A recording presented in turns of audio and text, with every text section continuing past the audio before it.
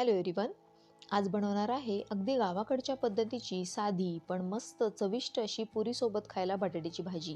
ही भाजी पुरीसोबत एकदम भन्नाट लागते. चला तर मग रेसिपीला सुरुवात करूया. आता भाजी बनवण्यासाठी कढई गरम करून घेतली. त्यामध्ये साधारण 3 टेबलस्पून तेल घेतलेलं आहे. तेलाचं प्रमाण तुम्ही तुमच्या आवडीनुसार कमी अधिक केलं तरी चालेल. अर्धा चमचा मोहरी चांगली तडतडली की अर्धा चमचा जिरं, आवडीनुसार हिरवी मिरची, थोडी कढीपत्त्याची पानं आणि अर्धा चमचा आलं लसूण पेस्ट या तेलामध्ये चांगली परतून घ्यायची आहे. आलं लसूण पेस्टचा कच्चा वास जाईपर्यंत आपल्याला ती परतून घ्यायची, म्हणजे भाजीला स्वाद चांगला येतो. यामध्ये आता 1 वाटी बारीक चिरलेला कांदा घालायचा. कांदा छान मऊ होऊन हलका सोनेरी रंग येईपर्यंत आपल्याला परतून घ्यायचा आहे. कांदा खूप जास्त डार्क करायचा नाही. कांदा छान परतून झालेला आहे. आता यामध्ये बारीक चिरलेला टोमॅटो घालते आणि टोमॅटो मऊ होऊन छान एकजीव होईपर्यंत आपल्याला हा टोमॅटो परतून घ्यायचा आहे. साधारण अर्धी वाटी इतका मी टोमॅटो इथे घेतलेला आहे. टोमॅटो परतताना लवकर मऊ होण्यासाठी यामध्ये थोडंसं मीठ घालते. यामुळे टोमॅटो पटकन मऊ होतो. कांदा टोमॅटो परतताना घाई अजिबात करायची नाही. तर मध्यम ते बारीक गॅसवर छान मऊ होईपर्यंत आपल्याला कांदा टोमॅटो परतून घ्यायचा आहे. यामुळे भाजीला चव खूप छान येते. इथे कांदा आणि टोमॅटो दोन्हीही छान परतून झालेले आहेत.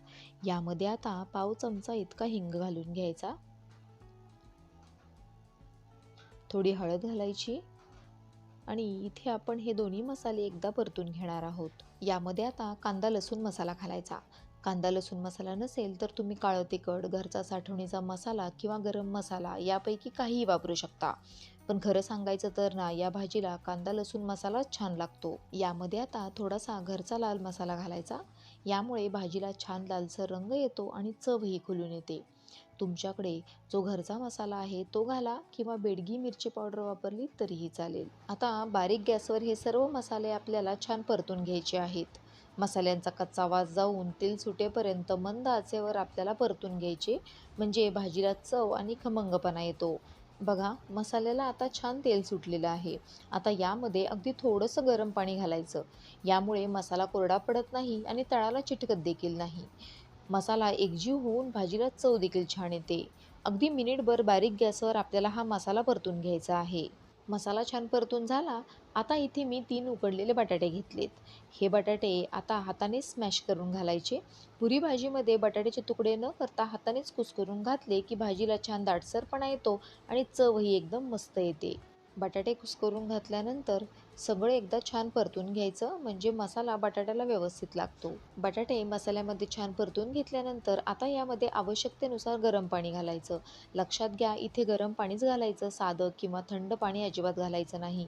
यामुळे भाजीला मसाल्यांची चव खूप छान येते, शिवाय चांगला कट देखील येतो. भाजी थोडी दाटसर झाली म्हणून यामध्ये अजून थोडं गरम पाणी मी घातलेलं आहे.